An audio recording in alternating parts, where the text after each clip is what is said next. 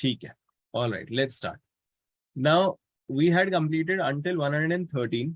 एक जगह पे हमें प्रॉब्लम आई थी पिछले लेक्चर में, जहां पे हम सोच रहे थे 99 में, where the section says that people other than the parties to the contract and their representatives in interest may come and give evidence of any contemporaneous agreement. तो जहां पे वो बात हो रही थी उसमें मैंने रीड करा.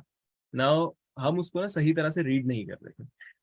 It needs to be read with section 92. Now let's come back to section 92 once.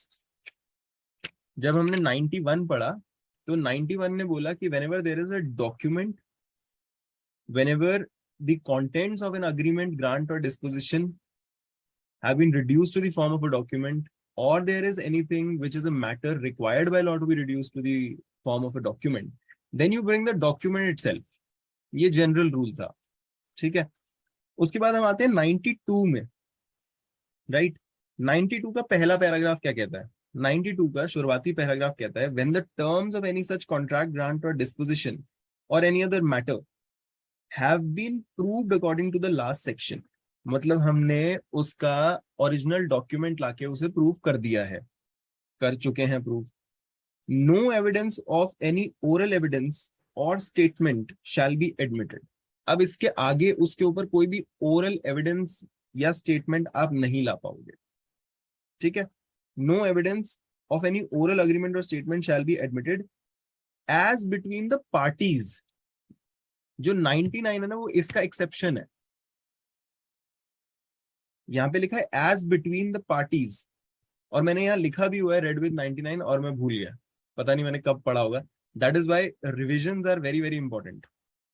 So as between the parties जो लिखा है उसका मतलब है कि जब उन दोनों पार्टीज के बीच में ऐसी कोई डॉक्यूमेंट की प्रूविंग हुई है, तो ये दोनों पार्टीज तो उसको हमेशा ही डॉक्यूमेंट से प्रूव करेंगे. मगर that bar does not apply to anybody who is not a party. तो इसमें क्या लिखा है कि ये लोग ये चीज कब नहीं करेंगे? As between the parties to any instrument or their representative in interest for the purpose of contradicting, varying, adding to and subtracting it terms. Terms में छेड़छाड़ करने के लिए ये पार्टीज या उनके रिप्रेजेंटेटिव्स नहीं आ सकते अपना ओरल एविडेंस लेके. वो सिर्फ और सिर्फ ओरिजिनल डॉक्यूमेंट्स हो सकता है. बट 99 इसको एक्सटेंड करता है. ये जब यहीं पे लिख देते, 92 बनाया था तो उसके नीचे प्रोवाइजो डाल देते. जबरदस्ती ना काम बढ़ाने वाले काम करते हैं. 99 कहता है अब who may give evidence of agreement varying the terms of document. varying the terms of document पे ही बात चल रही थी. पीछे उन्होंने बोला कि आप सिर्फ पार्टीज कर सकती हैं ओरल एविडेंस से.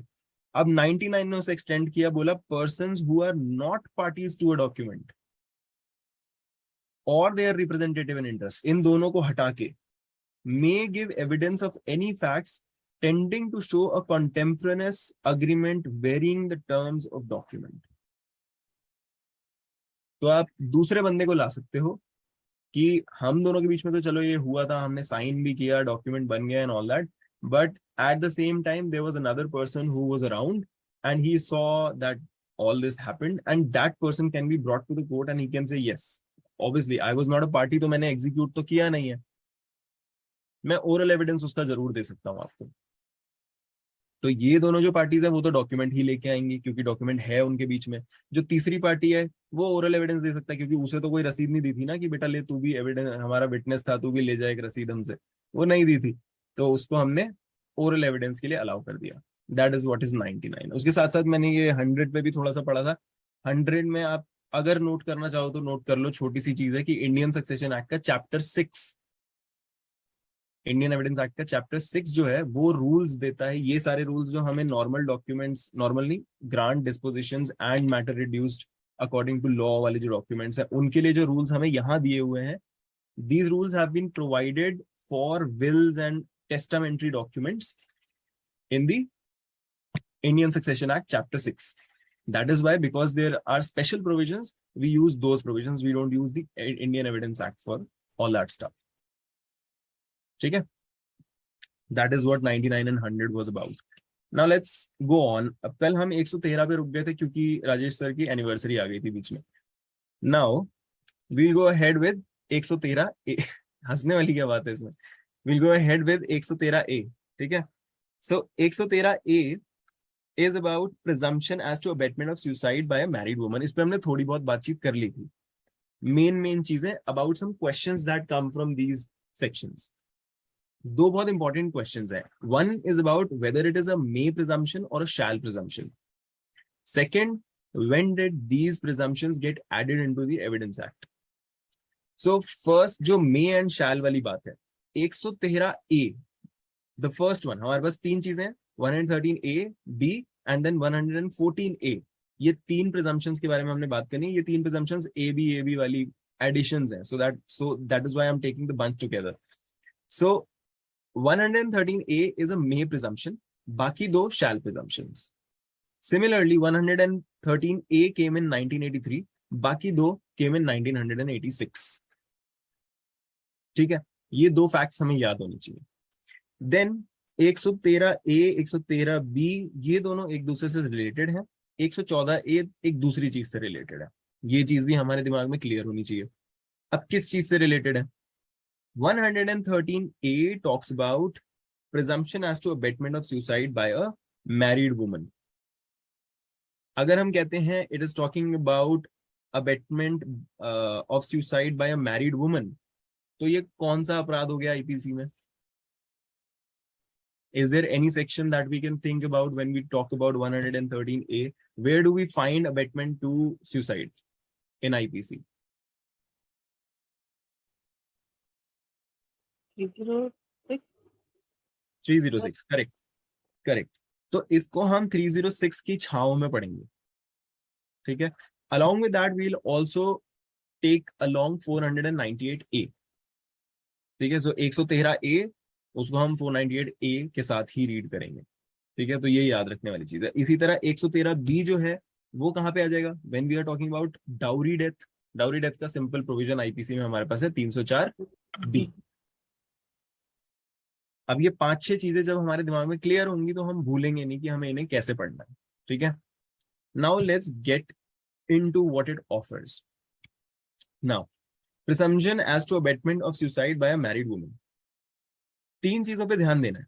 फर्स्ट, इन सारे सेक्शंस की एक common way of putting it है। So first of all it asks a question. देखो 113A शुरू कहां से होता है? When the question is whether the commission of suicide by a woman had been abetted by her husband or relatives। ये 113A का question है। जब जब ये प्रश्न उठे कि क्या एक मैरिड वुमन की जो सुसाइड है वो उसके पति या पति के रिलेटिव्स के द्वारा अबेट हुई है, जब जब ये क्वेश्चन उठेगा तब आप क्या करोगे? 113B में क्या क्वेश्चन पूछा गया है? The question is whether a person had committed the dowry death. ऊपर क्या हो रहा है? Abetted the dowry death. यहां पे क्या हो रहा है? Committed the dowry death.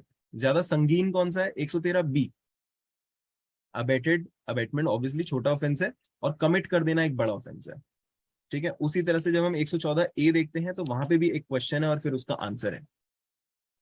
तो 113A में भी जब 376 वाला 376 के कुछ क्लॉजेस में अपराध चल रहा होता है, the question is whether it was without consent of the woman. तो ये जो क्वेश्चंस हैं ये याद रखने हैं, ये पेपर में भी एज इट इज आते हैं कि ये इसमें प्रिजम्पशन किस चीज की हो रही है। सो 113A में प्रिजम्पशन किस चीज की, क्वेश्चन किस चीज पे उठ रहा है कि क्या हस्बैंड या हस्बैंड के रिलेटिव्स ने अबेटमेंट करी है। 113B में क्या क्वेश्चन उठ रहा है कि क्या हस्बैंड ने डाउरी डेथ कमिट करी है। 114 में क्या क्वेश्चन उठ रहा है? 114A में क्या क्वेश्चन उठ रहा है कि क्या जो भी इंटरकोर्स हुआ था वो कंसेंट के साथ हुआ था या नहीं हुआ था, ठीक है। Now we are clear with the questions that these sections are asking. Now let's go ahead. 113A बोलता है कि when the question is whether the commission of suicide by a woman had been abetted by her husband or any relative of her husband and it is shown that she had committed suicide within the period of 7 years from the date of her marriage। Question यहाँ पे भी बनता है कितने सालों के अंदर होना चाहिए? 7 सालों के अंदर होना चाहिए। एंड जहां पे हमने ब्रेक डाला वहां पे एंड है, तो जब ऐसा क्वेश्चन उठता है और ऐसा दिखा दिया जाता है, it is shown in the court that she had committed such suicide within 7 years of the date of her marriage. फिर से and आया, and that her husband or such relative of her husband had subjected her to cruelty. दो pre conditions आ गई. First, you show that she has committed suicide within 7 years, and second, you show that she has been subjected to cruelty. Two conditions. The court may presume, court presume कर सकेगा, चाहेगा तो करेगा, चाहेगा तो नहीं करेगा. मे प्रिज्यूम पे अभी हम वापस पीछे जाएंगे और सेक्शन 4 एक बार पढ़ेंगे, so that we know what is the import of those sections और उनमें डिफरेंस क्या है. The court may presume, having regard to all other circumstances of the case, that such suicide had been abetted by the husband or by the relative of the husband. तब court ये discretion है, आप चाहो तो ये मान के चलो, और किस किस हिसाब से मान के चलोगे, किस चीज पे बेस करोगे अपनी जजमेंट को, you will base it on the circumstances of the case. So question of fact is very prevalent. हर एक केस के फैक्ट्स को देखने के बाद you will decide, do we have to take that presumption or do we not have to take that presumption. ठीक है. अब मे प्रिज्यूम में क्या प्रोसीजर फॉलो करना होता है कोर्ट को, वो हमें सेक्शन 4 बताता है. ठीक है. Let's come to section 4. May presume, shall presume, conclusion. इसके अंदर मैंने आपको 3 डिफरेंसेस, मतलब तीनों में कुछ डिफरेंसेस, कॉमन डिफरेंसेस बताए थे जो हमने मार्क किए थे. मे प्रिज्यूम में it is provided by the act. Shall presume में it is directed by the act. And conclusive proof में it is declared by the act. When it is provided by the act, there is discretion कि sir आपको ये provision दे रहे हैं, use करना हो तो कर लेना, नहीं करना हो तो मत करना. आप जज साहब में बहुत पढ़ लिख के आए हैं, आप सर्कमस्टांसेस जो हैं उनको देख के आप अपनी एक डिसीजन बना सकते हैं कि do you have to take that presumption or do you not have to take that presumption. Shall presume में आपको डायरेक्ट कर दिया गया, सर आपको डायरेक्शन दे दी गई है कि आप प्रिज्यूम करो, बाद में कोई रिबटल देगा तो फिर आप देखना रिबटल कितना अच्छा है, उसको मानना है या नहीं मानना है. कंक्लूसिव प्रूफ में आपके लिए डिक्लेयर कर चुके हैं, आपको कोई मेहनत करने की जरूरत नहीं है, अगली पार्टी को भी मेहनत करने की जरूरत नहीं है. कोई मेहनत करने आए तो मना कर देना, भाई मेहनत नहीं करनी, डिक्लेयर्ड है. फॉर एग्जाम्पल 112 में लेजिटिमेसी डिक्लेयर्ड है, किसी को उसमें प्रूफ लाने की जरूरत नहीं पड़ती, कोई रिबटल कर ही नहीं सकते आप उस चीज का. अगर 280 दिन के अंदर पैदा हुए हो तो उसमें अगर आप एक्सेस नहीं दिखाते हो पति पत्नी के बीच में, अगर एक्सेस नहीं था तो एक एक्सेप्शन बन जाएगा. अगर वो एक्सेस था, सब कुछ नॉर्मल था, तो भाई आपको कोई प्रूफ लाने की जरूरत नहीं है और अगली पार्टी उसको रिबट भी नहीं कर सकती. बात खत्म वहीं पे, डिक्लेयर्ड है. इसी तरह से 41 section 41 of Indian Evidence act declared है, 112 डिक्लेयर्ड है, 113 डिक्लेयर्ड है, 82 ऑफ सीआरपीसी डिक्लेयर्ड है. कोई बातचीत नहीं करनी, नो इफ नो बट. ठीक है. सो मे प्रिज्यूम अब हम 113A में यूज कर रहे हैं. तो मे प्रिज्यूम में क्या होता है, whenever it is provided by this act that the court may presume a fact, it may either regard the fact as proved, या तो आप proved मान लो, अगर आपको इतने बढ़िया क्लियर सर्कमस्टांसेस मिल रहे हैं तो आप proved मान लो, unless and until it is disproved or may call for the proof of it. माने जो एडवर्स पार्टी है उसके लिए रास्ता खुला है, वो आके डिस्प्रूव भी कर सकती है और कोर्ट खुद भी मांग सकती है प्रूफ उसका. और शैल में क्या हो रहा है, the court shall presume a fact, it shall regard such fact as proved. मान लेंगे कि प्रूव्ड है. ऊपर क्या था, इट में either regard it as proved unless and until it is disproved or may call for the proof of it. सारी discretion है, सबको डिस्क्रिशन है. शैल में जब डायरेक्ट कर दिया गया है तो आप प्रूव्ड मान लो अनलेस एंड अनटिल उसको डिस्प्रूव करने को ही आता है. ठीक है. मगर कोर्ट जो है वो प्रूफ नहीं मांगेगी उसका, अगली पार्टी करे. ऊपर क्या बोला हुआ है, it may ask for the proof, यहाँ पे प्रूफ नहीं मांगेगी, अपने आप होगा जो होना. एंड कंक्लूसिव प्रूफ हमें पता ही है, व्हेन इट इज डिक्लेयर्ड, तो एक फैक्ट के प्रूव हो जाने पे, जैसे 112 में हम लोग प्रूव करते हैं कि 280 दिन के अंदर अंदर पैदा हुआ था, तो एक फैक्ट के प्रूव हो जाने पे दूसरे को प्रूव कर लिया जाएगा and it shall not allow the evidence, अगली पार्टी को एविडेंस लाने भी नहीं दिया जाएगा।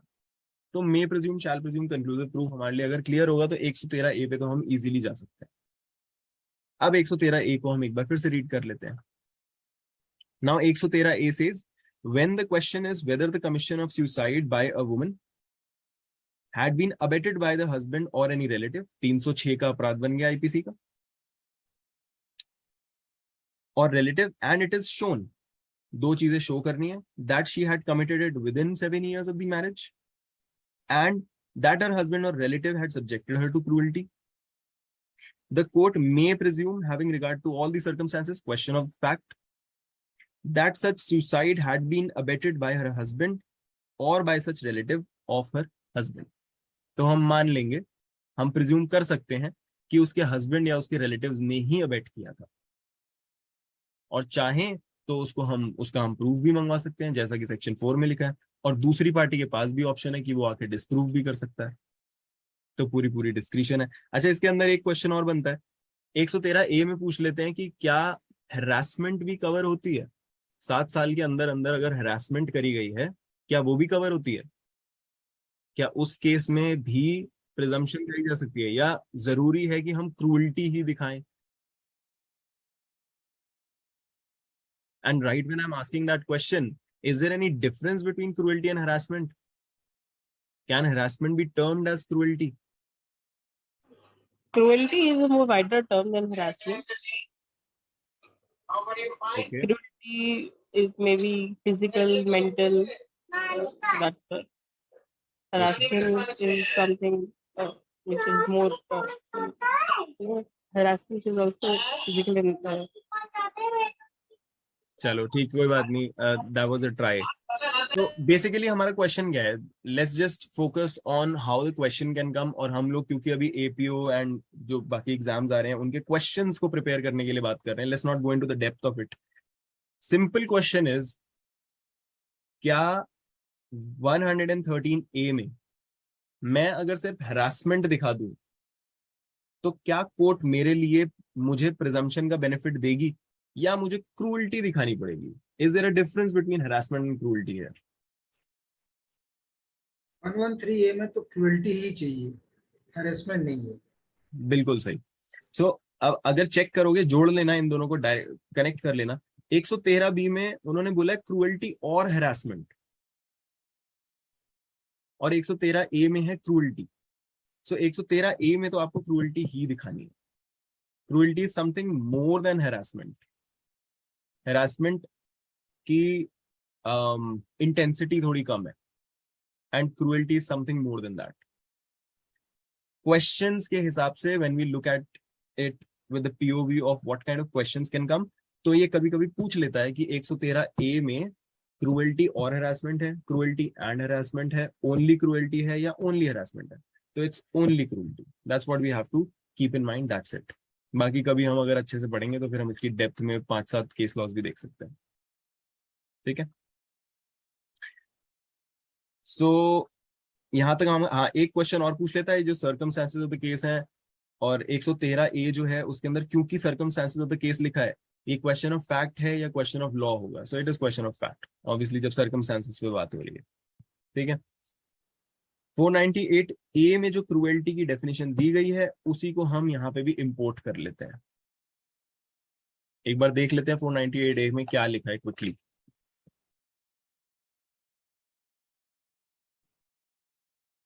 सो 498 ए में क्रूएल्टी का मतलब लिखा है any willful conduct which is of such nature as is likely to drive the woman to commit suicide or to cause grave injury or danger to life, limb or health, mental or physical, of the woman, or harassment of the woman where such harassment is with a view to coercing her or any person related to her to meet any unlawful demand of the property or valuable security, or is on the account of failure by her or any person related to meet such demands. ठीक है, सो cruelty के अंदर ही आ जाता है harassment, but उसकी बस intensity थोड़ी ज्यादा है। तो यहाँ पे अगर यूज करना होता जब वो खुद लिख रहे हैं कि 498A का क्रूएल्टी हम यूज कर रहे हैं, तो यहाँ लिख देते ना क्रूएल्टी और हरासमेंट। जब नीचे वाले सेक्शन में लिखा तो ऊपर भी लिख सकते थे, but there's a clear difference and that is why when we talk about cruelty in 113A तो वहां में थोड़ा ज्यादा चाहिए कुछ, और 113B में हम सिर्फ harassment भी लिखा दें तो भी चलेगा, had should be connected to dowry। ठीक है, let's go on to 113B। अब 113A में हम may presumption कर रहे थे, 113B में हम shall presumption कर रहे हैं। 113B 1986 में आया है, 113A 1983 में आया था। 113A में हमने अबेटमेंट ऑफ सुसाइड के ऑफेंस में प्रिजम्पशन करी है, और 113B में हम डाउरी डेथ के ऑफेंस में प्रिजम्पशन कर रहे हैं। डाउरी डेथ 304B में आता है। ठीक है, ऊपर सिर्फ अबेटमेंट हुई थी, यहाँ पे हमने प्रॉपर डेथ कर दी, ज्यादा बड़ा ऑफेंस है, तो यहाँ पे प्रिजम्पशन भी शैल में हो रही है। Now, when the question is whether a person has committed the dowry death of a woman and it is shown, question क्या है कि क्या dowry death इसी आदमी ने करी है, and it is shown, क्या शो करना है, that soon before her death such woman had been subjected by such person to cruelty or harassment, or in connection with any demand for dowry, the court shall presume that such person had caused the dowry death। अब यहाँ पे हम soon before the death की बात कर रहे हैं, 7 years की बात नहीं हुई यहाँ पे, तो ये चीज भी हमें ध्यान रखना है। सून before a death, soon before को बड़े सारे केस लॉज हैं कि सून बिफोर को हम किस तरह से लेंगे, that will depend on the circumstances, that's a question of fact.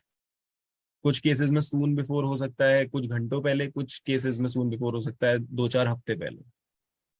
ठीक है, क्रूएल्टी और हैरासमेंट हम पहले डिस्कस कर चुके हैं, क्रूएल्टी भी हो सकती है, हैरासमेंट भी हो सकती है।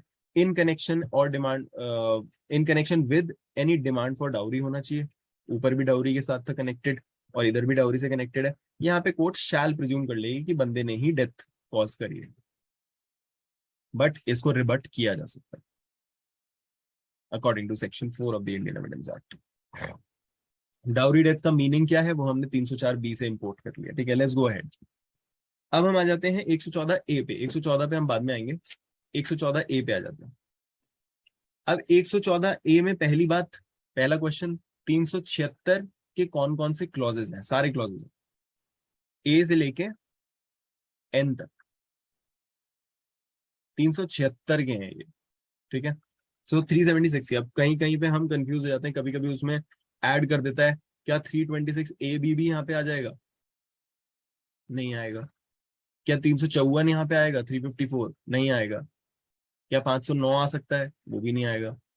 क्या 376A, 376B, 376C, D, DA, DB ये सारी चीजें आएंगी, नहीं आएंगी। हम सिर्फ 376 के अंदर जो क्लॉजेस, सब क्लॉजेस हैं उनकी बात कर रहे हैं यहाँ पे। ठीक है, so first thing to remember, now where sexual intercourse by the accused is proved, sexual intercourse आपको प्रूव करना पड़ेगा, you have to prove that these people had sex. After that this presumption can come into picture, not before that. So कभी कभी ज्यादातर क्या होता है कि the lawyers will advise the client कि आप बिल्कुल भी मानना मत कि आपके बीच में कोई भी सेक्सुअल एक्टिविटी हुई है, ताकि प्रिजम्पशन रेज ना हो, और प्रिजम्पशन रेज हो गई तो केस मुश्किल हो जाता है, right. So where sexual intercourse by accused is proved and the question is whether it was without the consent of the woman, question क्या है, क्या उस वुमन ने कंसेंट दी थी या नहीं दी थी, एंड आगे फिर से, such woman states in her evidence before the court, court के सामने, पुलिस के सामने जो उसने बोला उससे कोई फर्क नहीं पड़ता 161 में, कोर्ट के सामने कहती है अपने एविडेंस में कि मैंने कंसेंट नहीं दी। So first of all intercourse हुआ है, और दूसरी चीज लड़की कहती है मैंने कंसेंट नहीं दी, दो चीजें यहाँ पे सेटिस्फाई करनी है। Once this is satisfied, the court shall presume that she did not consent. अब अगली पार्टी पे आ गया, you come and rebut it. अगर नहीं रिबट करोगे तो आपको सजा हो जाएगी, राइट। इसमें एक क्वेश्चन कभी कभी आ जाता है, क्या अगर एक प्रिजम्पशन रेज हो जाती है then the burden totally shifts from prosecution to defence, does it, or do they have to do away with their prima facie burden, still presumption का कैसा बेनिफिट मिलेगा? When we talk about shall, then it is mandatory to presume.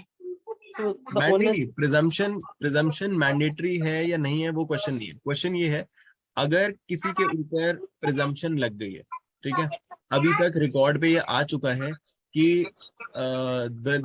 these two people had sexual intercourse and the lady is saying that I did not consent, ये दो चीजें आ चुकी हैं, शैल presumption तो raise हो जाएगी, कोर्ट के ऊपर जिम्मेदारी है 113 114 ए के अंदर। बट क्या उसका मतलब ये है कि प्रोसिक्यूशन को कोई काम करने की जरूरत नहीं है, अब सीधा डिफेंस पार्टी ही करेगी? या प्रोसिक्यूशन के ऊपर अभी भी प्राइमा फेसी केस दिखाने का बर्डन है,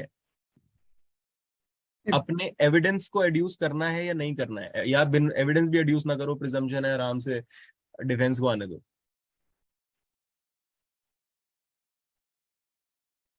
गोपाल सर कुछ कह रहे हैं आप? नहीं, उसको रिस्पॉन्सिबिलिटी तो उसकी रहेगी सर, क्या नाम है, पीपी की, पब्लिक प्रोसिक्यूटर की तो रहेगी। रिस्पॉन्सिबिलिटी थोड़ी चली जाती है अगर उसमें शिफ्ट हो गया तो। उसको मेडिकली वगैरह सब कुछ चेक कराना पड़ेगा कि मेडिकली देखिए हुआ है सब। हाँ, तो वो तो ज्यादातर करेगा, वो तो हाँ करेगा। बहुत सारे लॉज में हम ये देखते हैं, जैसे हम एनडीपीएस में भी देखते हैं, वहां पे भी प्रिजम्पशन रेज होती है, यहाँ पे भी प्रिजम्पशन रेज होती है, कई सारे और ऑफेंसेस जहाँ पे प्रिजम्पशन रेज होती है। जैसे अभी भी हम एक कर रहे थे एक केस कर, अच्छा वो इसी का था, 376 का ही था।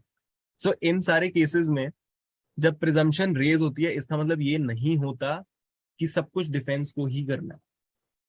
प्रोसिक्यूशन को प्राइमा फेसी केस दिखाना है और एविडेंस लानी है, उसके बाद प्रिजम्पशन हाँ काम करती है और डिफेंस के ऊपर बर्डन बहुत हैवी हो जाता है। बट स्टिल ऐसा नहीं है कि पीपी बिल्कुल ही शांति से बैठ जाएं और सब कुछ अब अगली पार्टी करेगी, ठीक है। बाकी हम इसमें बहुत सारी केस लॉज हैं अच्छे अच्छे, वो हम बाद में अगर हम इन डेप्थ करेंगे तो हम देख पाएंगे, राइट। Let's go ahead.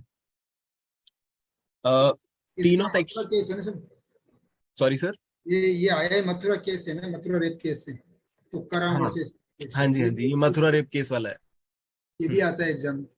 हाँ ये भी आ जाता है कि कौन सा किस से रिलेटेड था, मथुरा रेप केस से रिलेटेड है ये प्रिजम्पशंस।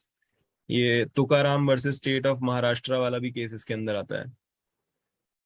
और सर एक 113A एंड 113 में रिलेशन में एक जगह ज्ञान सर ने बताया था कि 113A में जो है वुमन खुद सुसाइड करती है, उसको सुसाइड डेथ होती है। 113 में महिला को अनदर पर्सन जो है वो डेथ कोज करता है, ये याद रखने का इसमें। ये चीज हम क्लियर कर चुके हैं कि 113A में अबेटमेंट ऑफ सुसाइड की बात हो रही है, मतलब हमने तो सिर्फ अबेटमेंट करी है, वो खुद ही सुसाइड करती है। हाँ जो भी अक्यूज है उसने तभी तो 306 का बन रहा है ना सर अपराध। 306 में अपराध अबेटमेंट का होता है, किसी को मारने का नहीं होता। तो यहाँ पे हम अक्यूज जो है उसने अबेटमेंट करी है, उसी पे प्रिजम्पशन, और यहाँ पे प्रिजम्पशन है मार देने की। और 113A में और 113B में एक सिमिलरिटी है कि दोनों में 7 इयर्स की जो है कम से कम 7 इयर्स की उसमें वो क्या पनिशमेंट और क्रुएल्टी दोनों में ही है। ये 2 वर्ड का उसमें और बताया था मैंने। बिल्कुल सर, बिल्कुल। 7 साल को कोई कंफ्यूज मत कर लेना, सर कह रहे हैं कि 7 साल की पनिशमेंट है। हाँ 7 साल की। हाँ ये मत सोचना कि 113A में जो लिखा है कि 7 साल के अंदर होना चाहिए, वो आप 113B में भी लगा दो। 113B में है सून बिफोर अ डेथ, और 113A में है with in 7 years of marriage. तो उसको कंफ्यूज मत करना, वो पनिशमेंट की बात कर रहे हैं गोपाल सर, ठीक है। Let's go head. अब आ जाता है 114, बहुत ही इंपॉर्टेंट सेक्शन, और इसमें से तो इतने क्वेश्चन, अनगिनत क्वेश्चन बनते हैं, इसकी आपको इलस्ट्रेशंस बाय हार्ट पता होनी चाहिए। एंड इम्पॉर्टेंट भी है, सिर्फ एग्जाम के लिए नहीं, वैसे भी बहुत इंपॉर्टेंट है। और इसकी 2 इलस्ट्रेशंस बहुत ही ज्यादा इंपॉर्टेंट है। एक तो है बी, एक अकम्प्लिस वाली जो इलस्ट्रेशन है बी, और एक ई। बी और ई एग्जाम्स में बहुत ज्यादा आती है। 114 तो सर मजिस्ट्रेट का वेपन होता है, जज का। राइट। मैजिस्ट्रेट को सर कमी कहाँ है वेपन्स की, सारे ही वेपन्स हैं। ये बहुत ज्यादा मैं से कुछ भी उठा लो, 136 उसका वेपन है, 148 उसका वेपन है, 162 उसका वेपन है, 165 उसका वेपन है, सारे ही वेपन्स है। सर वो 114 तो सबसे पहले बोलेगा। सही बात है सर। चलो लेट्स गो हेड। 114 क्या बात करता है? कोर्ट में presume existence of certain facts. तो कुछ कुछ फैक्ट्स ऐसे होते हैं जिनको प्रिज्यूम किया जा सकता है। अच्छा, पहली बात, this is a may presumption, कोई भारी प्रिजम्पशन नहीं है ये, it's just a may presumption. चाहो तो देख लो, चाहो मान लो। क्वेश्चन ऑफ फैक्ट, सर्कमस्टेंसेस दिख रहे हैं आपको कि हाँ यार इसमें तो ऐसे ही होना चाहिए, मैंने कहीं पे चिट्ठी लेटर पोस्ट बॉक्स में डाली है तो पहुंच गई होगी। अनलेस अनटिल कोई अलग से ही घटना हुई हो कि भाई तूफान आ गए और रुक गया सब सीन और टूट गए post office and all that. जैसे अभी पाकिस्तान में फ्लड्स आ रखे हैं, तो वहां पे कोई पोस्ट ऑफिस वाले थोड़ी जा रहे हैं चिट्ठियां पहुंचाने। उस केस में आप नहीं करोगे प्रिजम्पशन, बट नॉर्मल कोर्स जो है उसके अंदर आप प्रिजम्पशन कर सकते हो। मे प्रिजम्पशन बड़ी बार क्वेश्चन आता है 114 में मे है या शैल है। तो कई बार लोगों को लगता है कि इसमें भारी भारी वर्ड्स यूज हुए हैं, जैसे common sense, natural events, human conduct और ये सारी चीजें। तो लोगों को लगता है यार कॉमन सेंस वाली बात है, शैल लगाना चाहिए, वरना it's not shall, it's a may presumption, it's a loose light presumption. So what actually is happening here, जब भी आपको ऐसा लगता है कि कोई ऐसे इवेंट्स हैं, सर्टेन फैक्ट्स हैं जो किन चीजों की वजह से, common course of natural events, naturally चीजें ऐसी ही होती हैं, human conduct, public and private business, तीन चीजें। इन तीन चीजों की वजह से आपको लगता है कि नॉर्मल जैसे दुनियादारी चलती है उस दुनियादारी के हिसाब से ऐसा ही होना चाहिए, तो आप प्रिज्यूम करके चलेंगे ऐसा ही हुआ होगा। आपको जबरदस्ती लोगों को हर चीज का प्रूफ मांगने की जरूरत नहीं है। सो जैसे हमने 56, 57, 58 पढ़ा था, वहां पे भी थोड़ा बर्डन कम किया जाता है, फालतू की चीजें आपको प्रूफ करने की जरूरत नहीं पड़ती, है ना। ऐसे ही हमने 92 का एक्सेप्शन देखा था, जहाँ पे पुलिस वाला if he has been appointed under certain document, he does not have to come to the court and first prove that he was appointed under so and so document। तो कई जगहों पे law हमारा burden कम करता है और court का time बचाने की कोशिश करता है। उसी तरह से ये भी एक सेक्शन है जहां पे आप कई बार टाइम बचा सकते हो, because the things are in natural course of events. पहला क्वेश्चन मे पे बन जाता है। दूसरा क्वेश्चन यहाँ पे बनता है कौन सी तीन चीजों की बात हो रही है। तीन चीजें कौन सी हैं? Common course of natural events, human conduct, public and private business. Correct. अब इसकी इलस्ट्रेशन देख लेते हैं बहुत जल्दी जल्दी। द कोर्ट मे प्रिज्यूम कि अगर किसी के पास स्टोलन गुड्स का पोजेशन पाया गया है, then that person has stolen those goods, वो ही चुरा के लाया है, ठीक है। या फिर वो रिसीव करता है ऐसे गुड्स और उसको नॉलेज भी है कि हाँ ये स्टोलन गुड्स हैं और मेरे पास आ रहे हैं, इन चीजों को प्रिज्यूम कर लेता है। Unless he can account for his possession, जो हमने देखा था ना 110 में, जब हमने इलस्ट्रेशन ली थी कि आपने एक भिखारी को पकड़ा, उसके पास बढ़िया एक 10 तोले की गोल्ड चेन है, आपने कहा ये पक्का चोर है, बट 110 उसको बचाता है, कहता है कि उसके पास अगर पोजेशन है तो उसको हम ओनर मानेंगे जब तक अगला बंदा आके ये प्रूव नहीं कर देता कि वो ओनर नहीं है। उसी के साथ साथ 114 की भी प्रिजम्पशन कहीं ना कहीं वहां लग सकती है, क्योंकि in the common course, common sense के हिसाब से, a person who is a beggar, apparently a beggar, he should not be carrying a 10 तोले की चेन ना। भीख किस बात की मांग रहा है भाई, हमें ही दे दे कुछ, राइट। सो 114 और 110 फिर वहां पे एक साथ लग सकता है, तो कॉमन। बेगर्स आर वेरी अमीर आज के दिन। वैसे मैं बता दूं कि लोगों ने फ्लैट्स खरीद लिए भीख मांग मांग के। हाँ वो एक, चलो एक अलग बात है, वो भी एक्सेप्शंस हैं, ऐसा नहीं है सारे ही हैं।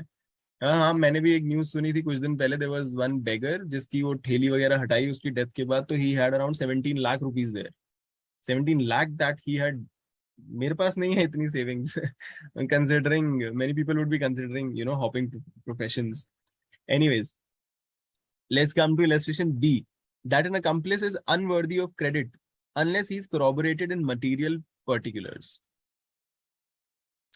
एक accomplice है, आपके साथ का बंदा है, उस साथ के बंदे ने स्टेटमेंट दिया आप ही के अगेंस्ट, कहता है कि सर मैंने नहीं किया था, मैं सच बताता हूँ इसी ने किया था, मैंने चोरी नहीं करी थी, मुझे साथ में पकड़ा जरूर गया, I am an accomplice, but I want to tell you that he was the one who had stolen and I was just around and I have not done anything, या इसी ने मारा है, yes मैं बताता हूँ।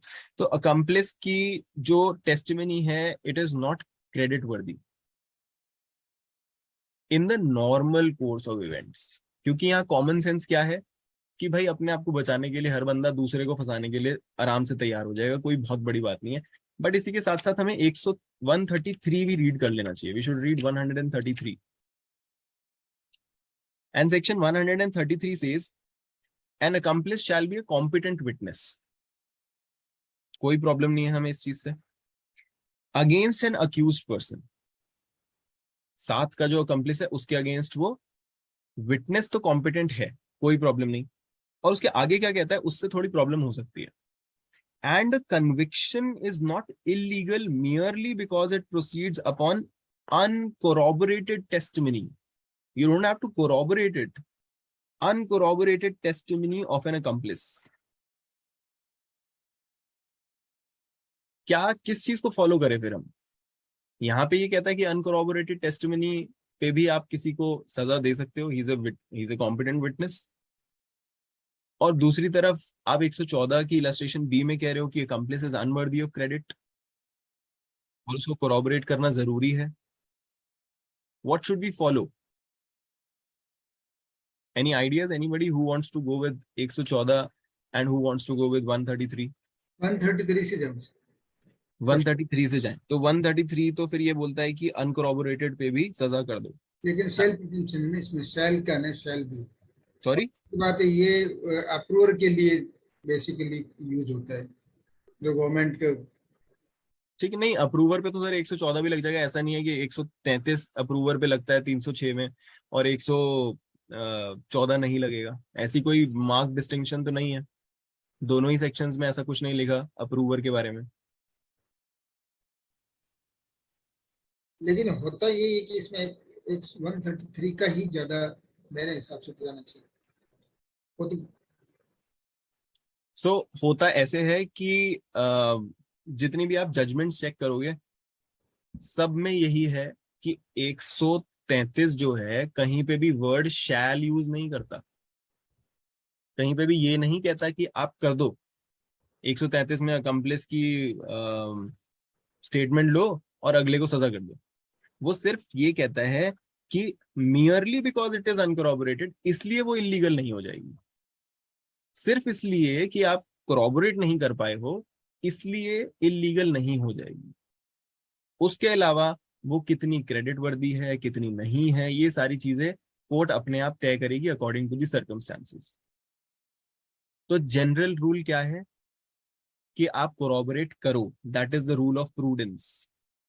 मगर अगर कोई एक्सेप्शनल सर्कमस्टांसेस है जिसमें आपको एकदम स्टर्लिंग एविडेंस मिल रहा है और आपको लगता है कोरॉबोरेट करने की भी जरूरत नहीं है, बाकी भी और एविडेंस जो है वो उसको सब्सटेंस करते हैं, उसको सपोर्ट करते हैं, ऐसा कोई स्पेशल सर्कमस्टेंस है, then merely because it is based on an accomplice's statement you will not say that the conviction is illegal.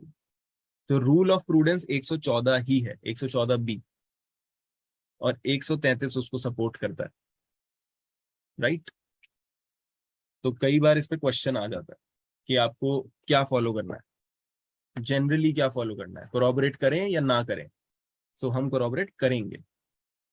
133 तो बस एक हमें ये सहूलियत देता है कि स्पेशल सर्कमस्टांसेस में अगर आपने किसी को कन्विक्ट कर दिया है तो सिर्फ उस वजह से आप उस कन्विक्शन को इलीगल नहीं कहोगे। It is about special circumstances, right? Let's go ahead. C में बात करता है that a bill of exchange accepted or endorsed was accepted or endorsed for good consideration. अगर आपने एक बिल ऑफ कंसिडरेशन जो है एक दूसरे के बीच में ट्रांजैक्ट किया है तो कंसिडरेशन थी। कोई भी बाद में आके ये ना बोले कि सर इसमें तो कोई कंसिडरेशन नहीं थी, ऐसे ही हम तो फालतू में साइन मार रहे थे इधर उधर। ऐसा कुछ नहीं है, आपने साइन किया है तो there was a consideration, right? Let's go ahead. D says that a thing or state of things which has been shown to be in existence within a period shorter than that within which such things or state of things usually cease to exist is still in existence. इसका मतलब ये है कि कोई ऐसी चीज जो normally 4-5 साल तक एक जगह पे टिक सकती है, आप कह रहे हो कि सर वो अभी भी वहीं पे है, तो जनरली आप ये मान के चलोगे कि वो चीज, जिस भी चीज के बारे में बात हो रही है वो वहां पे है। मतलब इसका क्या है, बड़ी सारी बुक्स में जहां पे भी आप देखोगे इसका एक एग्जाम्पल दिया हुआ है कि अगर हम बात करते हैं कि सर कहीं पे नदी बहती है, ठीक है, वो नदी अभी पिछले 4-5 साल पहले मैंने देखी थी बहती है वहां से, तो आप प्रिज्यूम करोगे कि अभी भी वो नदी वहीं से बह रही है, उसी तरह से बह रही है, ठीक है, क्योंकि नदी का नॉर्मली एक्सपेक्ट क्या करते हो, नदियां 100-100, 150-150, 150-150 भैया हजारों साल तक बहती हैं, है ना, नॉर्मली ये एक्सपेक्टेंसी होती है। अब उससे कम टाइम में 5-6 साल की बात हो रही है तो आप प्रिज्यूम कर लो भाई हाँ अभी भी बहती है, right.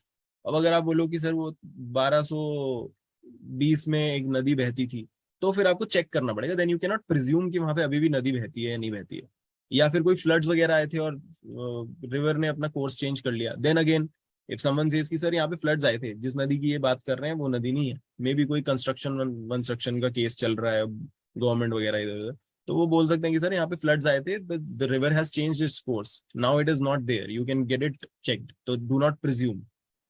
This is what D is about, ठीक है।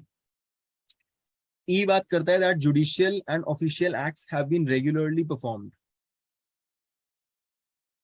जो जुडिशियल एक्ट्स हैं वो नॉर्मली रेगुलरली परफॉर्म होते हुए आए हैं, ठीक है। जैसे हम सेक्शन 82 में प्रोक्लेमेशन करते हैं, वहां पे तो उन्होंने चलो कंक्लूसिव प्रूफ ही बोल दिया उसे कि भाई अगर एक प्रोक्लेमेशन हुई है तो हम सेफली ये प्रिज्यूम कर सकते हैं कि वो प्रोक्लेमेशन सारी प्रोसीजर को फॉलो करते हुए ही हुई थी, कि प्रॉपर नोटिस भी दिया गया, 30 दिन का टाइम भी दिया गया, उसके बाद एडवर्टीजमेंट भी दी गई, उसके बाद लाउड स्पीकर पे भी बोला गया और तब जाके प्रोक्लेमेशन हुई है। तो प्रोक्लेमेशन हुई है तो आप प्रिज्यूम कर सकते हो पीछे का प्रोसीजर फॉलो हुआ है। उस ऐसे ही चीजों के बारे में ई बात करता है कि जुडिशियल एंड ऑफिशियल एक्ट्स को आप प्रिज्यूम कर सकते हो कि इन्होंने ठीक से की थी, जब तक उसे रिबर्ट नहीं कर दिया जाता या जब तक उसको डिस्प्रूव नहीं कर दिया जाता। ऑब्वियसली अपने गवर्नमेंट में जो चीजें हो रही है उनको प्रिज्यूम कर लेते हैं, ठीक है। ऐसे ही सेक्शन 80 भी है, सेक्शन 80 के साथ इसको कनेक्ट कर सकते हो। सेक्शन 80 बोलता है ना कि जो जो चीजें रिकॉर्ड हुई हैं पब्लिक ऑफिसर ने रिकॉर्ड करी है तो आप मान लोगे कि सही तरह से रिकॉर्ड हुई थी, और जो बंदा जिसने रिकॉर्ड करी है वो अपने ऑफिशियल कैरेक्टर में रिकॉर्ड कर रहा था। तो कुछ कुछ प्रिजम्पशंस पब्लिक ऑफिसर्स वगैरह को दी जाती हैं, पब्लिक एक्ट्स को दी जाती हैं, ताकि जो चीजें नॉर्मल कोर्स में होती रहती हैं, बंधी हुई हैं नियमों से, उन पे हम बार बार उनको प्रूव करने के लिए ना बोले, वो टाइम पास है, ठीक है। F that the common course of एक minute business has been followed. Sir, इसमें जैसे अगर हम जब कोई अपील फाइल करते हैं, we always contradict that the procedure has not been filed yet, मतलब कि has not been followed, that is why the appeal is bad or the judgment was bad, sorry. So वहां पे ये presumption नहीं लेता है कोर्ट कि that the things have been done in the regular course. नहीं, रेगुलर कोर्स का, एक मिनट, रेगुलर कोर्स का मतलब है प्रोसीजरल चीजें।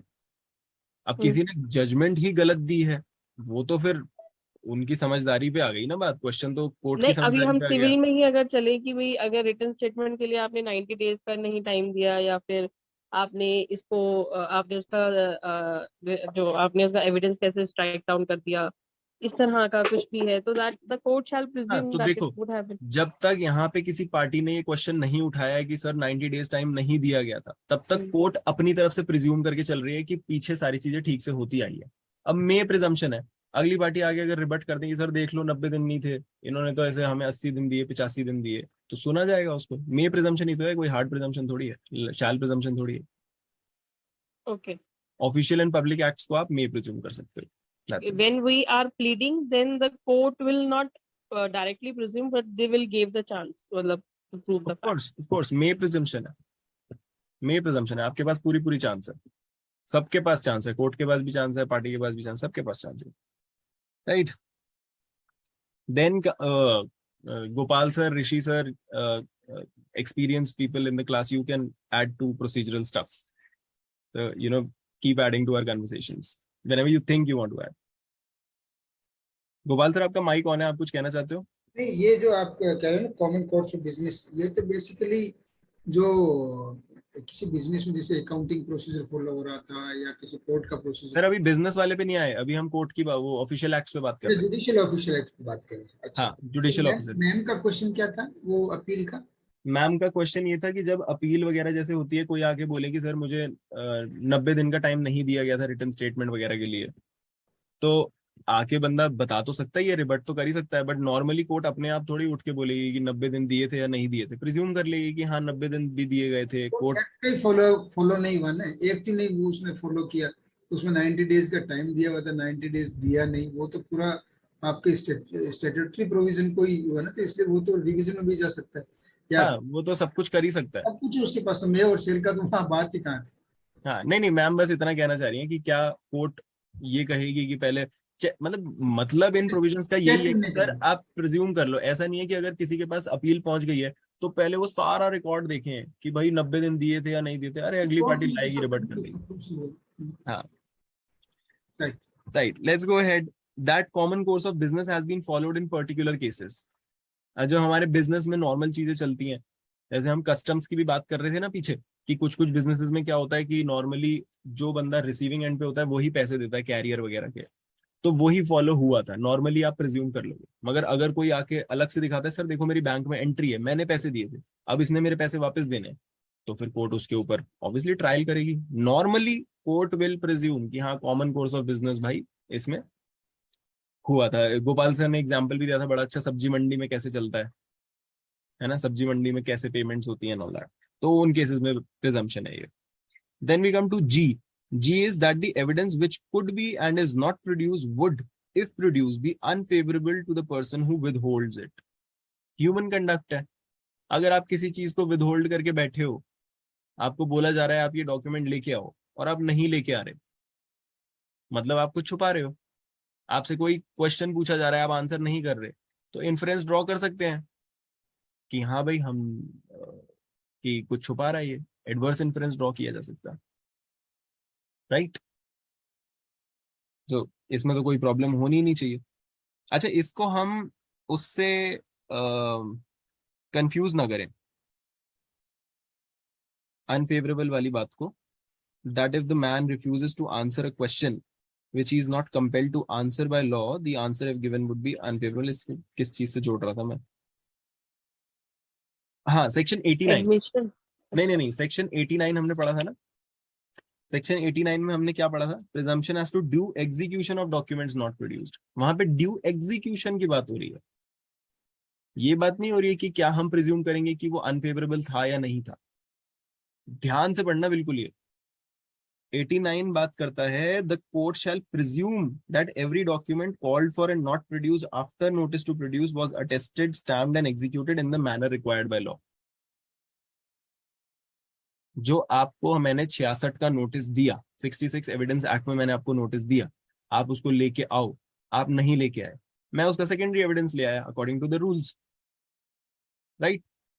अब जो मैं सेकेंडरी एविडेंस लेके आया हूं, कोर्ट प्रिज्यूम करेगी कि जो भी डॉक्यूमेंट था जो नहीं लाया गया कोर्ट में, और ये बेचारा कहीं से सेकेंडरी एविडेंस लेके आया है, तो प्रिज्यूम करके चलेंगे कि भाई जो ओरिजिनल था वो एडिक्वेटली स्टैम्प्ड एंड एग्जीक्यूटेड था। फिर इसको और बाधा नहीं डालेंगे इस बंदे के लिए। इसी तरह से अगर कोई सर्टिफाइड कॉपी लेके आया है कहीं से, सर्टिफाइड कॉपी सेकेंडरी एविडेंस है, तो वहां पे 89 की प्रिजम्पशन काम करती है कि जो ओरिजिनल था, हम ओरिजिनल नहीं लाए, हम सर्टिफाइड कॉपी लेके आए, हमको ओरिजिनल लाने को बोला मगर हम सर्टिफाइड कॉपी लेके आए। सर्टिफाइड कॉपी ला सकते हैं, 76 और 79 हमने पढ़ा है, हम सर्टिफाइड कॉपी किसी भी डॉक्यूमेंट की लेके आ सकते हैं। 89 प्रिजम्पशन लगा देता है कि जो ओरिजिनल जो थी, जो हमने रजिस्टर कराई, सपोज करो वो विल थी या कोई और भी चीज थी जिसकी भी हम सर्टिफाइड कॉपी ला रहे हैं, वो ड्यूली स्टैम्प्ड एंड एग्जीक्यूटेड थी, ये प्रिजम्पशन मिल जाएगी उसको। आप 114 की 114 की इलस्ट्रेशन जी से कंफ्यूज मत करना। यहाँ पे हम ह्यूमन कंडक्ट पे बात कर रहे हैं कि जब भी आपको कोई एविडेंस प्रोड्यूस करने को बोला और आप प्रोड्यूस नहीं कर रहे हो, तो मान लेंगे कि आपके वो अगेंस्ट जाता है, इसीलिए आप नहीं कर रहे हो, ठीक है। यहाँ ह्यूमन कंडक्ट की बात हो रही है,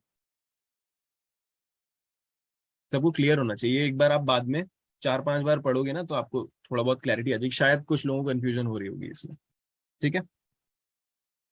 लेट्स कम। अच्छा, ऐसे ही हमने एविडेंस एक्ट में भी कोई, सॉरी सीआरपीसी में भी कोई ऐसा सेक्शन हमने देखा है जहां पे ऐसा लिखा गया है एक्सप्रेसली कि अगर कोई आंसर नहीं देता है या आंसर छुपाता है तो एडवर्स इन्फ्रेंस मत बनाना उसके अगेंस्ट। क्या ऐसा कोई प्रोविजन है? 163. कौन सा मैम? 163 कन्फेशन से पहले जो है कि दैट एडवर्स इन्फ्लुएंस नहीं ड्रॉ किया जाएगा। 163, आओ 163 पढ़ लेते हैं एक बार। 163 इंड्यूसमेंट और अनड्यू इन्फ्लुएंस की बात नहीं करता।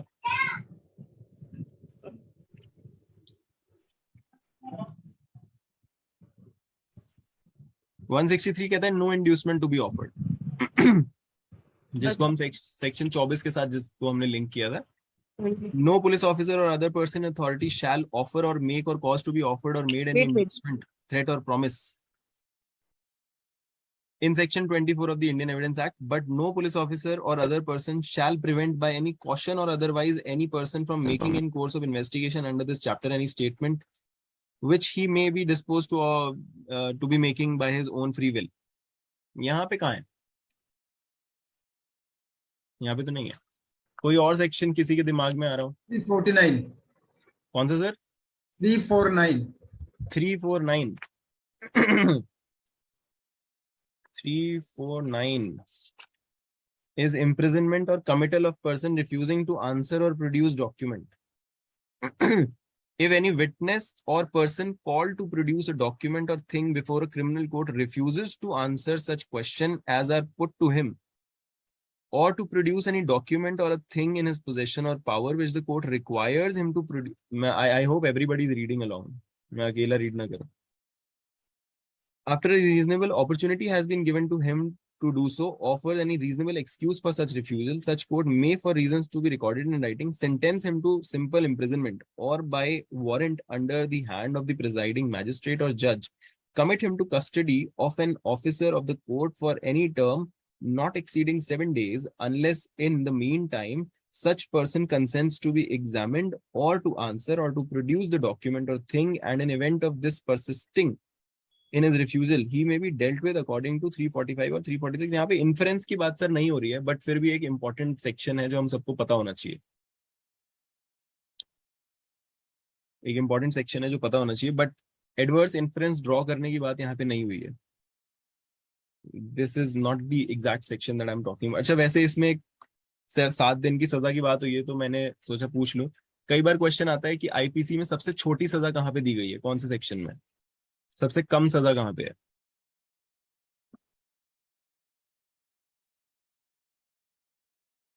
दो क्वेश्चंस हैं आपके सामने, एक एडवर्स इन्फ्लुएंस वाला एंड एक सबसे छोटी सजा वाला.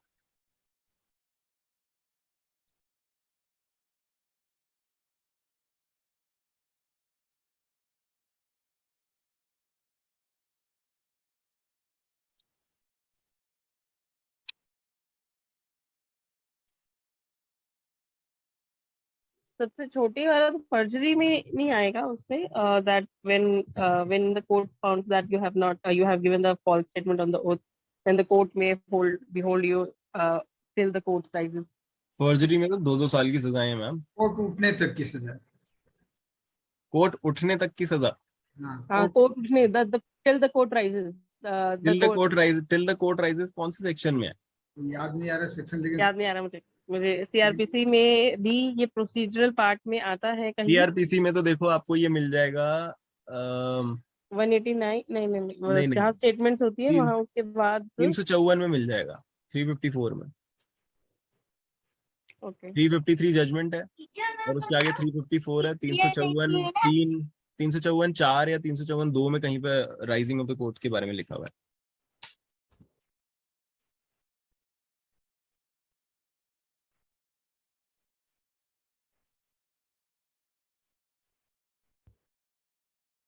सेक्शन कौन सा सेक्शन बोले हैं? 354 ma'am. 354 that is the language and the content of the judgment. उसी के अंदर चेक करिए. गलत भी हो सकता है वैसे, आसपास भी देख लेना. Unless the sentence is one of the imprisonment till the rising of the court.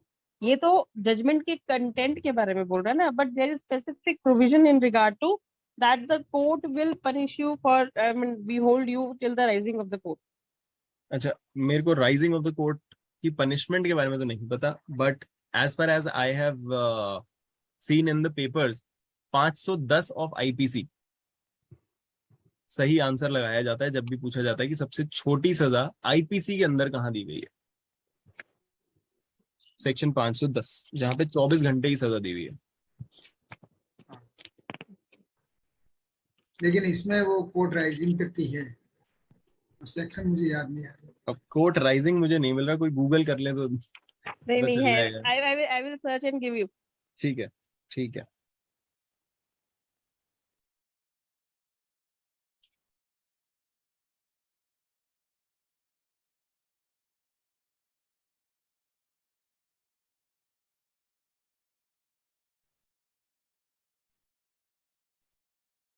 अच्छा, ये 313 में ये एक स्टेटमेंट लिखी हुई है, 313(2) सीआरपीसी का, जहां पे ये कहता है कि जब आप किसी की स्टेटमेंट लोगे 313 में, तो he shall not render himself to punishment by refusing to answer such questions or by giving false answers to them। इसको हम 132 के साथ भी पढ़ लेते हैं।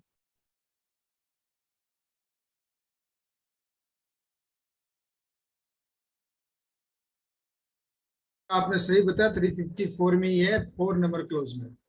हाँ, 354(4) के आसपास में कहीं कह रहा था वो, मैम ने उसको बोला कि इट्स, लास्ट लाइन जो है ना उसमें यही है, हाँ, राइजिंग ऑफ द कोर्ट के बारे में। sentence is one of the imprisonment till the rising of the court or unless the case was tried similarly under the provision of this code. Right. चल, लेट्स कम बैक। अब हम 114 जी तक पहुंच गए थे। जी में प्रोड्यूसिंग एविडेंस, अगर आप एविडेंस प्रोड्यूस नहीं करते हो तब आपके ऊपर एडवर्स इन्फ्रेंस लगाया जाता है।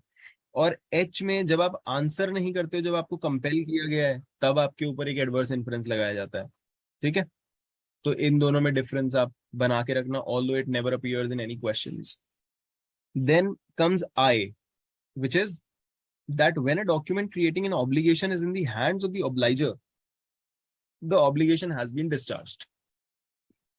अब अगर सपोज करें कि नंदिनी ने मेरे से कुछ पैसे उधार लिए, तो आई विल टेल नंदिनी कि ठीक है, I will lend you some money, 1 lakh rupees और so, but you leave a blank cheque with me, so that if there's a default, then I'll fill up the check and I'll produce it in the bank, I'll get my money as a security, I keep this check।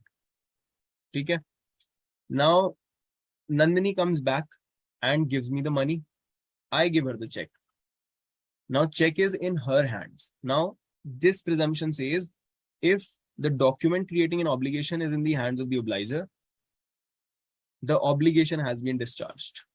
अगर नंदिनी के हाथ में उसका security का जो भी paper था वो पड़ा है, तो हम ये मान के चलेंगे कि वो डिस्चार्ज हो चुका है। मगर क्या हो सकता है इसमें एक्सेप्शन, कि भाई क्या पता नंदिनी ने पैसे तो मेरे को दे दिए, सॉरी, नंदिनी को मैंने पैसे दे दिए, नंदिनी ने मेरे को चेक दे दिया, और फिर मेरे घर पे आती है और चेक चुरा के ले जाती है, और फिर कोर्ट के सामने जाके बोलती है कि सर ये देखो चेक तो मेरे हाथ में है, मैं पैसे वापस कर चुकी हूँ, मैंने पैसे वापस किए होंगे तभी तो इसने मुझे चेक वापस दिया ना। तो कोर्ट मे प्रिज्यूम कि हाँ इसके हाथ में है, तो that means she has discharge the debt वगैरह दे चुकी है, बट मे प्रिज्यूम ही करेगा। उसके बाद मैं रिबट कर सकता हूँ विटनेसेस लाके कि सर नंदिनी को अंदर जाते हुए देखा था, कैमरे पे देख लो, and she was going out with something else and she was hiding something in the pocket. That is what I is about. ठीक है, देन इसके आगे जो इलस्ट्रेशन, सारे आगे आप इलस्ट्रेशन फिर से देख रहे हो, ये इनके एक्सेप्शन है। तो ऊपर मे प्रिज्यूम है ना, पहले ही बोल दिया कि इट्स मे प्रिज्यूम, अगर आपको लगता है तो लगाओ, और अगर नहीं वो फिट बैठ रहा तो एक्सेप्शन भी हो सकते हैं। दीज आर नॉट कंक्लूसिव, आपको लगाना ही लगाना है ऐसा नहीं है। ठीक है, तो उन्होंने साथ ही एक्सेप्शन दे दिए, भाई कंफ्यूज मत होना। तो क्या कहता है, but the court shall also have regard to such facts as the following in considering whether such maxims do or do not apply to particular cases before it। अच्छा ठीक है Nandini, we'll do it in English, the numbers। So but the court shall have regard to such facts as following। तो उन्होंने कुछ fact बता दिए कि इन सब चीजों का ध्यान रखना in considering whether the maxims do or do not apply। इसमें हम इंपॉर्टेंट वाले देख रहे हैं, सारे के सारे नहीं देखेंगे। ठीक है, तो फर्स्ट ए में हमने क्या पढ़ा था, अगर किसी के पास चोरी से कोई सामान आ रहा है तो आप मान लोगे कि उसने चोरी करी है या with knowledge that person has been receiving the stolen goods. A उसका exception क्या कहता है? A shopkeeper has in his till a marked rupee soon after it was stolen and cannot account for its possession specifically, but is continually receiving rupee in the course of business. उसको continuously ये पैसा कहीं से आता जा रहा है और उसके पास अकाउंट्स वगैरह नहीं है, एक एक्सेप्शनल सर्कमस्टांस बन जाता है. तो आपको अब दिमाग लगाना पड़ेगा कि यार ये सच में इसके पास नॉलेज थी या नहीं थी इस चीज की. राइट. बी पे आ जाते हैं. बी में हमने क्या देखा था? Accomplice is unworthy of credit. B यहाँ पे एक्सेप्शन क्या कहता है? A person of the highest character is tried for causing man's death by act of negligence in arranging certain machinery. B, a person of equally good character who also took part in the arrangement describes precisely what was done and admits and explains the common carelessness of A and himself. अब यहाँ पे exceptional case आ गया. ऊपर हम सोच रहे थे ना कि अगर एक अकम्प्लिस के अगेंस्ट किसी ने स्टेटमेंट दी है तो अपने आप को बचाने के लिए दे रहा होगा, बट एक एक्सेप्शनल सर्कमस्टेंस भी हो सकता है. First of all, this person is of the highest character, इसकी बात मान लेनी चाहिए. एंड सेकेंडली, वो कह रहा है कि मेरे से भी गलती हुई और इससे भी गलती हुई, अपने आप को भी साथ में फंसा रहा है. He is incriminating himself as well. That is in itself an unusual human conduct. So it becomes an exceptional circumstance and you can believe the accomplice. You can give the person credit. वो खुद अपने मुंह से बोल रहा है कि हाँ जी मेरे से नेग्लिजेंस हुई है और हम दोनों से ये चीज हुई है. राइट. तो ये एक्सेप्शन बन गया. Now let's come to D, जहां पे हमने रिवर की बात करी थी. यहीं पे है वो example. It is proved that a river ran in certain course 5 years ago, but it is known that there have been floods since that time and it might have changed the course. Special circumstance हो गया. Floods आए थे, course change हो सकता है. हाँ, नदियां हजारों हजार साल बहती हैं, but इस केस में floods आए थे. That means there has been some disturbance and there could be some changes as well. So हम presumption नहीं लगाएंगे ऐसे केस में. Then we should come to E. A judicial act, the regularity of which is in question, was performed under exceptional circumstances. अब judicial act में हम सोच के चल रहे थे कि जुडिशरी या दूसरे जो भी ऑफिसर्स हैं, they are doing the work in the right manner, in the right following of the pursuit. But यहाँ पे सीधा सीधा इसने बोल दिया एक्सेप्शनल कुछ सर्कमस्टांसेस अगर हो गए तो फिर ऑब्वियसली क्वेश्चन ऑफ फैक्ट है. राइट. फिर उसके साथ क्या हो गया? अब आप लास्ट वाले पे आ जाओ. इलस्ट्रेशन आई, जहां पे नंदिनी चेक चुरा के भागी थी. ठीक है. तो here it says a bond is in possession of the obliger but the circumstances of the case are such that it may have been stolen. मैंने बोला ना कि हो सकता है Nandini has stolen it. That can be shown. The presumption there is destroyed. ठीक है. अब फटाफट भागेंगे हम. अब हमने मेन चीजें कर ली हैं, ये इंपॉर्टेंट थे. Let's come to estoppels. Estoppels is chapter 8. आज हमने रिवीजन भी नहीं करी पिछले सेक्शंस इन चैप्टर्स की. लास्ट में वही करेंगे. आपको जल्दी जाना था ना, इसलिए नहीं कर. हाँ, मुझे जल्दी जाना है, आई नो. मैं 9 बजे तक वील क्लोज इट. ठीक है. सो एस्टॉपल पे आ जाते हैं. एस्टॉपल का मतलब क्या होता है? Estoppel is you say something, you make a statement by your conduct, by your act, by your writing, by your deed, by your record, any which ways you make a statement, you do something. Now because of that statement or that conduct, someone else has taken some action, someone else has changed his position as to certain circumstances, put himself in a bad situation or in an obliged situation or in a disadvantage. अब उसने वो काम कर दिया है आपके conduct को ध्यान में रखते हुए. अब आप कहते हो, अब आप अपना हाथ वापस खींच लेते हो, मना कर देते हो कि नहीं जी मेरे को नहीं करना. That can not happen. Estoppel is when you are disallowed from retracting from whatever you have exhibited or whatever you have said or whatever you have written or whatever you have done. That is estoppel. Now there's an estoppel on you. Now you cannot go back on your words. So ये एक तरह से कसम वाली बात है कि कसम पे वापस नहीं जाना. विद्या माता की कसम हो गई, माँ कसम हो गई and all that. एक बार खाली तो खाली. And now you cannot go back. ठीक है.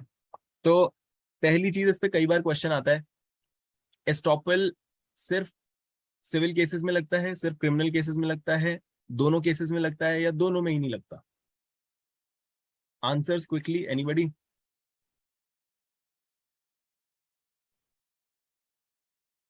Quick civil answers. में तो लगता है। सिविल में तो लगता है, चलो ठीक है, मान लिया। क्रिमिनल में? क्रिमिनल में तो लोग पलटते ही रहते हैं। क्रिमिनल में क्या, मैंने सुना नहीं ma'am. I am saying that criminal में तो जनरली बहुत ज्यादा मतलब लोग पलटते रहते हैं, बहुत ज्यादा आपके आते हैं कॉन्ट्रडिक्शंस आती है।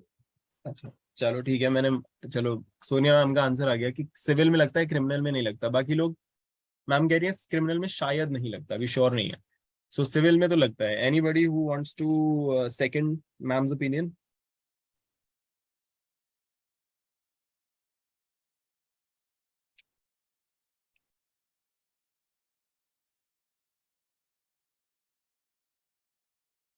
बट हमने एडमिशन में पढ़ा था it will stop you. Admission will stop you, but it will not put a conclusive proof, right? 31 में, that's an admission, right? But यहाँ पे आके वो क्वालिफाई हो जाता है। आपका कहना सही है, सिविल में ही लगता है, क्रिमिनल में नहीं लगता। If the question appears that estoppel कहाँ पे लगता है, तो it's only for civil cases, not for criminal cases. इसी तरह से एक और सेक्शन था जो हमने देखा था, it only applies to civil cases. Which one is that? 52। 52 भी है, और 52, 55, 23 बहुत सारे देखे थे, ठीक है। सो 23 हो गया, 52 हो गया, 55 हो गया, all these are civil provisions. Okay, आप लिख सकते हो, यहीं पे जोड़ देना।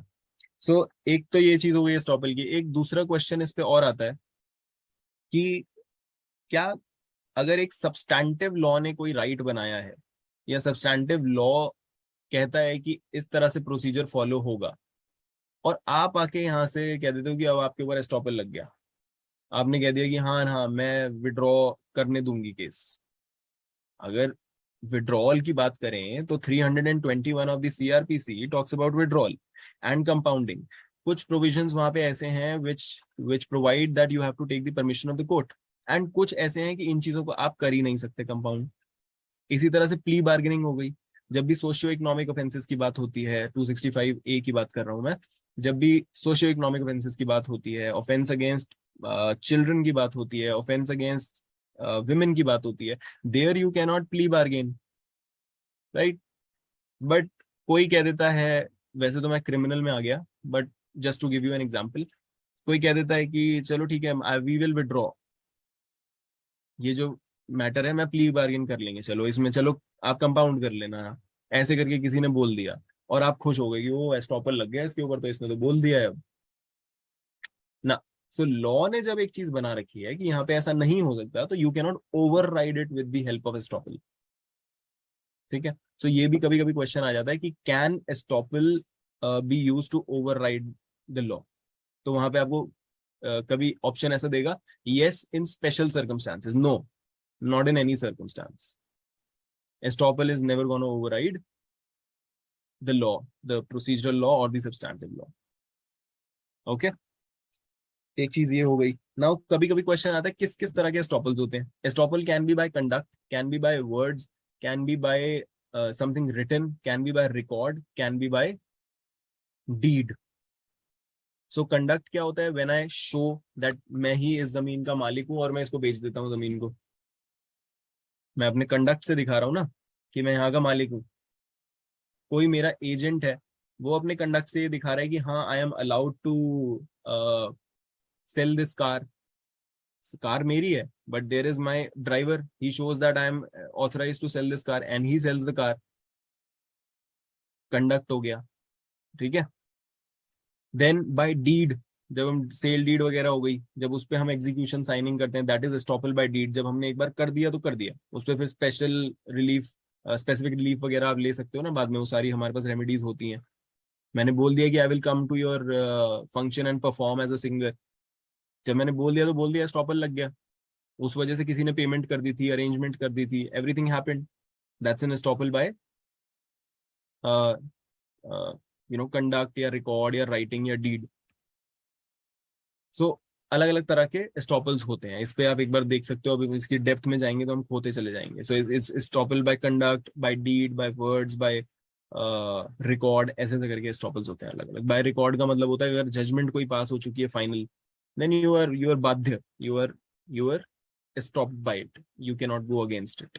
ठीक है, let's see what is estoppel. 3 sections हैं 115 से लेके 117 तक। 115 नॉर्मली बताता है एस्टॉपल क्या होता है, 115 हमें टेनेंट्स वगैरह के बारे में बताता है, और 117 हमें बिल्स ऑफ एक्सचेंज के बारे में, bills of exchange, bailee and licensee के बारे में बताता है।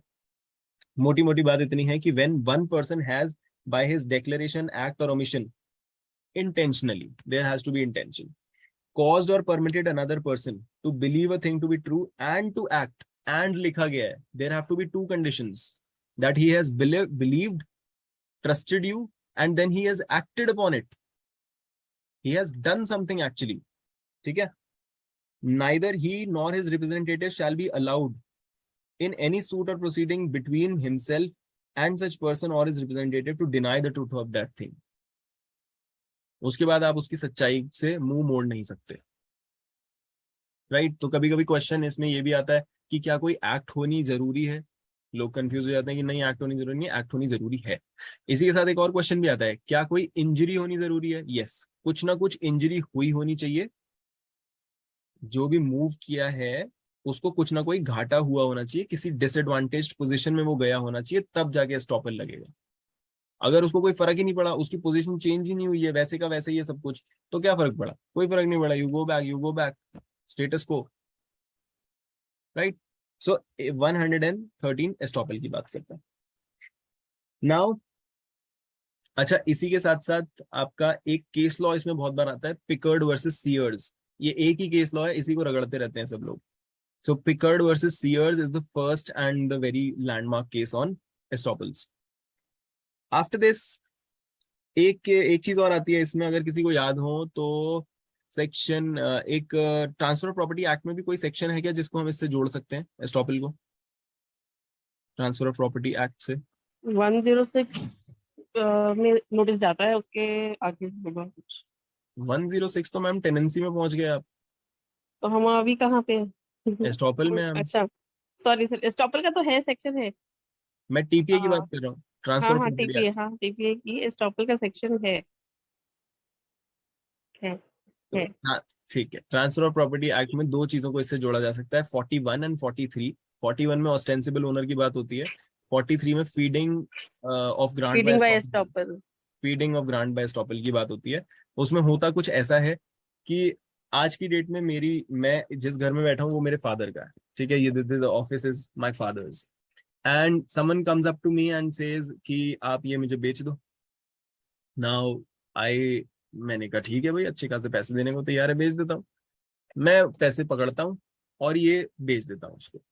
Now later what happens, I have represented that I am the owner, ठीक है, and I have sold the property, whatever me or anybody has sold.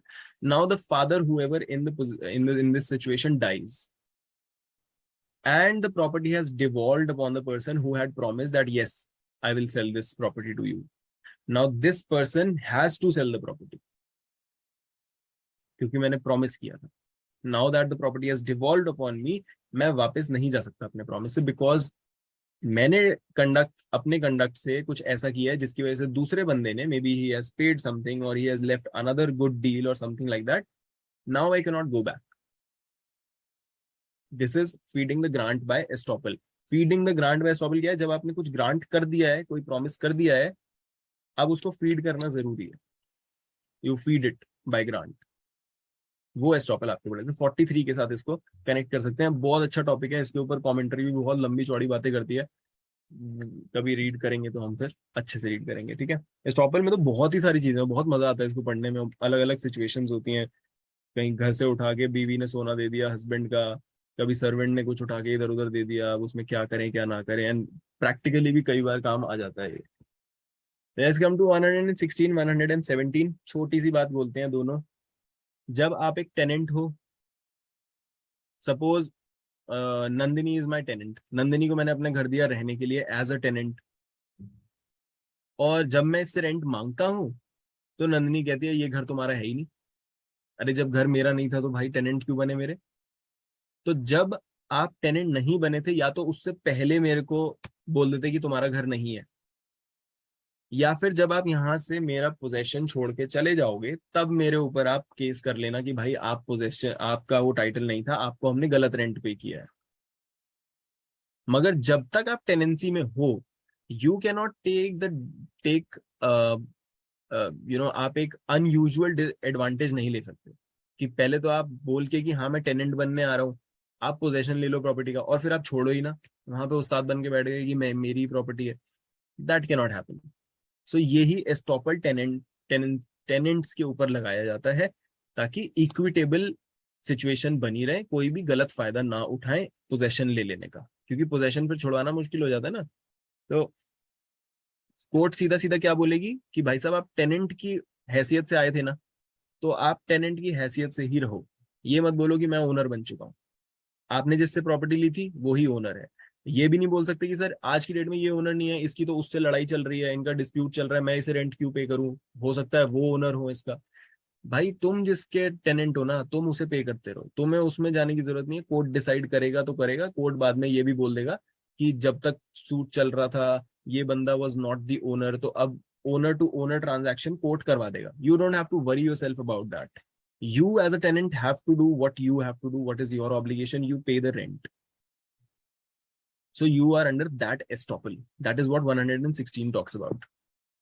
जब आप पोजेशन छोड़ दोगे तब कर लो, तो कोर्ट बोलेगी ठीक है पहले पोजेशन छोड़ो, उसके बाद आपको हम रिकवरी करवा देंगे आपके पैसों की, अगर आपने गलत आदमी को पैसे दिए, और सही आदमी को दिलवा देंगे। सही आदमी पहुंचा नहीं, आप पहले आ गए, ठीक है। तो 116 इस चीज की बात करता है। 117 सेम बात करता है बेली लाइसेंसी के केस में। तो लाइसेंसी टेनेंसी में ज्यादा कोई फर्क होता नहीं है।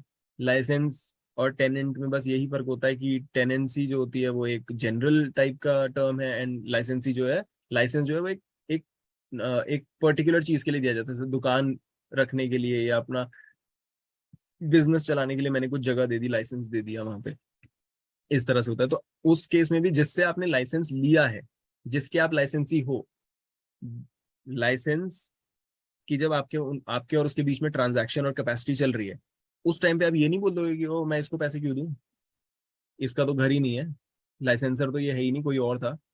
अरे भाई आप जिसके लाइसेंसी हो आप पे करो, that's an estoppel on you. तो क्योंकि ये सिचुएशंस काफी नाजुक होती हैं और लोग फायदा उठा सकते हैं, इसलिए इसके लिए स्पेसिफिक प्रोविजंस बनाए गए कि इनके ऊपर तो प्रॉपर एस्टॉपल है भाई, ऐसे लोग फ्रॉड करते रहते हैं, that's why there is an estoppel. So it's a safeguard. इसी तरह से उन्होंने बिल्स ऑफ एक्सचेंज पे भी लगा दिया। नीचे दो एक्सप्लेनेशंस हैं वो बहुत इंपॉर्टेंट है, ये आ जाती हैं एमसीक्यूज में। बाकी वो 116 और 117 कोई बहुत इंपॉर्टेंट नहीं है, क्वेश्चंस नहीं आते। 115 से क्वेश्चन आते हैं और 117 की एक्सप्लेनेशन से आते हैं। सो 117 में आपसे पूछ लेगा कि कौन से दो एक्सेप्शंस हैं जहां पे आप रिबट कर सकते हो, इस चीज को आप एस्टॉपल से बाहर आ सकते हो। तो क्या कहता है, the acceptor of bill of exchange में deny that the bill was really drawn by the person by whom it purports to have been drawn। ऊपर आपके ऊपर जो एस्टॉपल लगाया गया है वो ये कह के लगाया गया है कि जब आपने बिल ऑफ एक्सचेंज आपने बनाया, आपने पैसे वैसे उठा लिए, बिल ऑफ एक्सचेंज हो गया, आप ये नहीं बोल सकते कि ये बंदा तो he is not the one who is competent to make this bill of exchange. आप ये तो नहीं ले सकते डिफेंस, मगर आप क्या कह सकते हो कि ये बंदा था ही नहीं सर, वो बिल ऑफ एक्सचेंज की जो ट्रांजैक्शन हुई थी वो इसके साथ तो हुई नहीं थी, वो तो कोई और था, इसको कहां से पैसे दूं मैं। Obviously that is genuine. जब वो बंदा ही नहीं था जिसने एग्जीक्यूट किया, क्या पता किसी ने कोई पर्सोनेशन करी हो या कुछ और किया हो, तो आप नहीं दोगे उसे पैसे, ऑब्वियसली दैट मेक सेंस। और सेकंड वाला क्या बोलता है, the bailee delivers the goods bailed to a person other than the bailor, he may prove that such person had right to them as against the bailor. Bailor bailee वाला concept क्या होता है, जब मैं किसी को सपोज मैं अपना मैंने अपनी घड़ी ठीक होने को दी, मैंने अपना सामान किसी और को दिया हुआ है रखने के लिए for so and so purpose, वो मेरी घड़ी ठीक करके मुझे फिर वापस देगा। अभी मेरा सामान उसके पास पड़ा है, तो he is the I am the bailor, he is the belly. मैंने सेल नहीं कर दिया, मैंने गिफ्ट नहीं कर दिया, मेरा सामान उसके पास पड़ा है, वो किसी मेरी पेमेंट के बाद या कुछ काम हो जाने के बाद मेरे पास वापस आएगा। This is bailment, it's a very important concept in the Indian Contract Act, we will not go into the depth of it, but मोटी मोटी बात 117 की एक्सप्लेनेशन 2 में ये है कि जब आपने बेल, नॉर्मली आप एक बेली हो, तो वो घड़ी नॉर्मली तो मेरे पास ही आनी चाहिए, मगर अगर कोई आके आपके सामने जजमेंट रख दे, 5-10 लाख की घड़ी है भाई, किसी ने जजमेंट रख दी कि भाई ये जो घड़ी है कोर्ट ने मेरे को अवार्ड कर दिया है, लो कोर्ट से ऑर्डर भी लाया हूँ, ये पैसे मेरे को दे दो, ओ सॉरी ये घड़ी मेरे को दे दो, तो वो कहेगा ठीक है मैंने घड़ी ठीक करी है, मुझे पैसे तू दे दे और घड़ी ले जा। ठीक है। सो 117 में ये है, इसके अंदर बहुत सारे केस लॉज होते हैं, उसमें हमें जाने की जरूरत नहीं है, बहुत ज्यादा इंपॉर्टेंट टॉपिक भी नहीं है। Let's come to witnesses. अच्छा विटनेसेस पे आ जाते हैं, चलो नहीं आते छोड़ो। सो यहीं पे छोड़ देते हैं 117 पे। 118 से वील पिकअप अगेन, और हम ये अगली क्लास में भी नहीं कर पाएंगे मुझे पता है, अगली क्लास पक्का लंबी होगी। सो फ्राइडे को all those who are joining please join with with mental your mind conditioned that we are going to sit for 3.5 hours at least.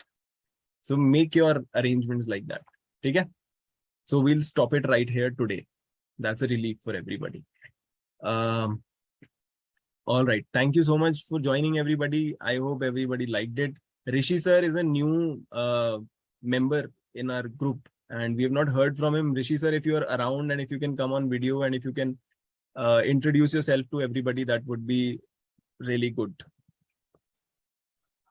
Hello, thank you very much, Raghav. I am Rishipal Singh Verma from Bangalore, and I have a very good practical experience in the courts of Bangalore, right from the